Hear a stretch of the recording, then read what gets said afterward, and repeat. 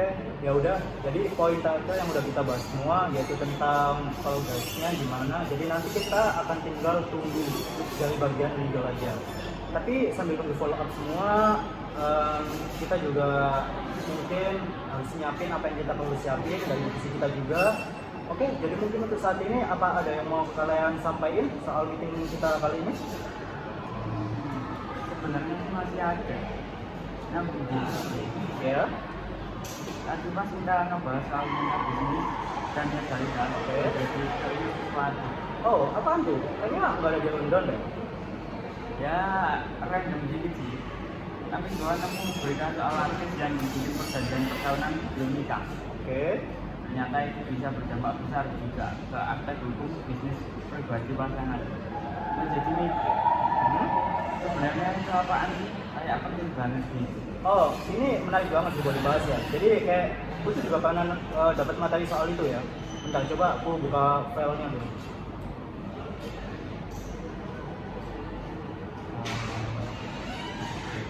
Kayak perjanjian kawin itu cuma biasanya orang-orang kaya atau artis aja yang melakukannya. Gue kira itu cuma kayak formalitas nikah aja. Iya sih. Emang kayak banyak kita mikirnya tuh kayak konsep perjanjian perkawinan tuh mungkin banyak dari kita ya. Ih, ngapain sih ngomongin kayak ginian sebelum nikah gitu? Emangnya udah pesimis gitu bakal bisa. Padahal sebenarnya ya, kalau dipikir-pikir lebih jauh, kita teliti lagi, justru ngomongin hal kayak gini tuh nunjukin keseriusan dan kedewasaan dalam membangun sebuah rumah tangga gitu ya kan. Karena pernikahan itu kan bukan cuma janji di depan penghulu, tapi juga kontrak sosial dan hukum. Dan kalau kita serius soal masa depan, kenapa nggak sekalian siapin fondasinya dari awal? Karena kayak gini, zaman sekarang gini ya, banyak banget pasangan yang udah makin sadar gitu secara pemikiran tentang gimana tuh transparansi dan akuntabilitas dalam sebuah pernikahan. Gak cuma soal perasaan, hati, dan juga gombal-gombalan semata, tapi soal juga keuangan, tanggung jawab, dan harta benda. Nah, disitulah perjanjian perkawinan tuh masuk, bukan buat nyari celah atau nyari kondisi dimana kalau nanti kita tuh cari dan pisah gitu, tapi lebih ke jaga-jaga antisipasi, kayak upaya asuransi lah, tapi untuk konsep hubungan. Karena kenyataannya tuh, hidup itu nggak cuma selalu soal rencana atau jauh lebih bijak kalau kita siap secara hukum, bukan cuma emosional. Tapi sebenarnya apa sih yang dimaksud perjanjian perkawinan?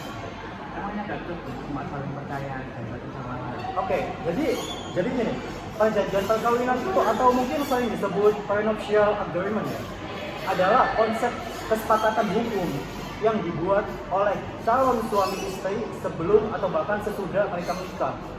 Yang isinya tuh mengatur hak dan kewajiban masing-masing, terutama soal harta dan hal-hal keuangan lainnya. Di Indonesia, dasar hukumnya ada di pasal 29 Undang-Undang Perkawinan. Isinya bisa fleksibel, tergantung kesepakatan, tapi harus disusun dengan benar sesuai hukum yang berlaku dan supaya juga punya kekuatan hukum yang jelas. Perjanjian ini juga bukan cuma buat pasangan yang hartanya udah miliaran dan juga wow. Justru ini cocok juga buat pasangan muda yang lagi sama-sama ingin bangun bisnis. Karena dengan adanya perjanjian, masing-masing itu punya kejelasan soal apa yang menjadi tanggung jawabnya tanpa ada rasa saling curiga. Jadi konsepnya gini, bukan cuma soal saling nggak percaya, tapi lebih ke kita sepakat dari awal gimana supaya nanti kalau ada masalah kita tahu antisipasinya tuh kayak gimana gitu. Tapi itu terus gunanya apa ya? Kalau nggak gitu, apakah berbahaya juga buat pasangan itu nanti? Jadi gini, fungsi utama dari perjanjian perkawinan itu adalah untuk memberikan sebuah kejelasan dan perlindungan hukum. Tanpa perjanjian, secara default, semua harta yang diperoleh selama pernikahan dianggap sebagai harta bersama. Ini bisa jadi masalah, terutama kalau salah satu pihak itu punya piutang, bisnis dengan risiko tinggi atau aset warisan keluarga yang ingin dijaga tetap pribadi. Contohnya gini, bayangin kamu nikah sama seseorang yang ternyata punya utang ratusan juta dari bisnis dia sebelumnya gitu. Nah, tanpa perjanjian, kamu bisa ikut kena dampaknya secara hukum gitu, sebagai kamu kan suaminya ya. Atau misalnya kamu punya properti warisan dari orang tua. Kalau nggak ada perjanjian, harta itu bisa ditarik dalam pembagian harta bersama nanti. Jadi fungsi dari perjanjian itu bukan cuma untuk kalau kita pisah, itu gimana, tapi juga untuk menjaga struktur ekonomi rumah tangga selama pernikahan berjalan. Ya, kalau siapa sih yang anggap paling diuntungkan gitu? Apa cuma buat pasangan yang beda negara atau cuma orang kaya aja? Sebenarnya ya, semua pasangan tuh bisa dapat manfaat ya dari konsep perjanjian perkawinan ini. Mulai dari pasangan yang sama-sama kerja, atau pasangan yang jalanin bisnis, atau bahkan pasangan muda yang baru mulai bisnis dari nol banget. Perjanjian ini tuh bisa menghindari konflik karena udah jelas dari awal mana harta bersama, mana harta masing-masing. Selain itu juga bisa mengatur hak waris, pengelolaan penghasilan, sampai tanggung jawab keuangan. Buat pasangan beda keluarga negaraan, ini malah wajib kalau pengen punya properti atas nama WNI. Karena Undang-Undang Agraria Indonesia kan izinin WNA untuk punya properti di Indonesia. Tapi kalau ada perjanjian pemisahan harta, WNI dalam pernikahan campuran bisa tetap punya properti atas nama dia sendiri gitu. Jadi praktis banget gitu dan solutif. Belum lagi buat perempuan yang pengen tetap punya kemandirian finansial setelah dia nikah, perjanjian ini bisa jadi bentuk perlindungan juga gitu dan solusi buat dia gitu.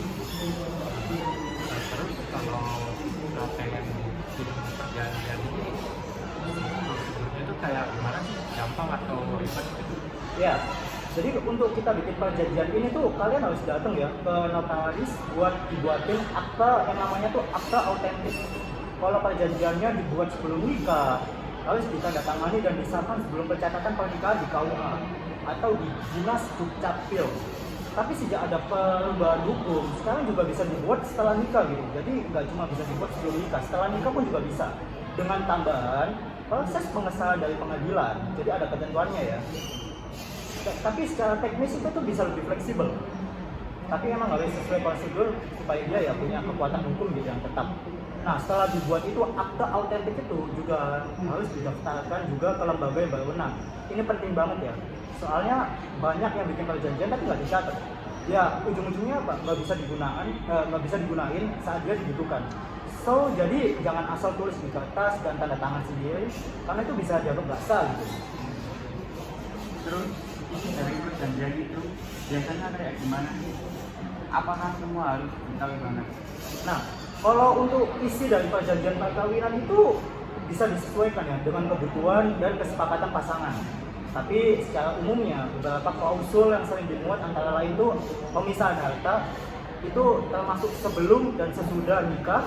Yang kedua tuh pengaturan utang masing-masing, yaitu utang suami ataupun utang istri juga. Yang ketiga adalah pembagian penghasilan. Nah, habis itu juga ada hak atas aset tertentu. Jadi semua aset baik itu saham, obligasi, emas, properti dan segala macam itu juga ada hak atas penamaan mereka berdua. Sampai juga pengelolaan bisnis, ini juga termasuk gitu. Jadi bisnis milik suami dan juga bisnis milik istri nanti juga termasuk dalam hal ini. Contohnya, pasangan itu bisa sepakat kalau masing-masing tetap punya tanggung jawab keuangan secara independen ya. Atau sebaliknya gini, memutuskan untuk gabung semua pendapatan, bisa juga dimuat aturan soal siapa yang pegang kendali keuangan dan gimana caranya ambil keputusan investasi. Bahkan kalau ada anak dari pernikahan sebelumnya, bagaimana pembagian tanggung jawab terhadap anak itu gitu. Semuanya bisa diatur, asalkan nggak bertentangan dengan hukum, kesusilaan, dan ketertiban umum. Tapi dulu aku dengar itu katanya perjanjian itu nggak boleh dilakuin setelah nikah. Tapi sekarang kok bisa? Nah, sebenarnya benar banget ya yang dia bilang gitu ya. Dulu perjanjian perkawinan itu cuma bisa dibuat sebelum menikah sesuai dengan pasal 29 ayat 1 Undang-Undang Perkawinan. Tapi putusan Mahkamah Konstitusi nomor 69 tahun 2015 itu mengubah itu. Jadi yang sekarang tuh jadi gini, pasangan yang udah nikah juga bisa bikin perjanjian selama keduanya tuh sepakat dan mendapat pengesahan dari pengadilan. Ini perubahan itu penting banget ya, karena banyak pasangan tuh yang baru sadar perlunya perjanjian setelah menghadapi realita kehidupan dalam pernikahan ya. Ada yang baru mulai usaha, ada yang malah kena kasus utang piutang, atau sekedar ingin bikin struktur finansial yang bagus dan lebih jelas tentunya gitu. Dengan adanya putusan MK ini, hukum tuh jadi lebih responsif dan adaptif ya tentunya terhadap dinamika kehidupan saat ini.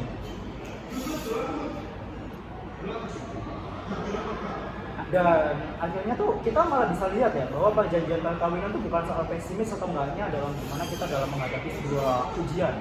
tapi justru bentuk komitmen untuk membangun rumah tangga dengan jujur terbuka dan dewasa. Karena emang cinta itu penting, tapi hukum juga nggak bisa diabaikan, dan dengan kesepakatan yang sehat hubungan pun bisa lebih kuat.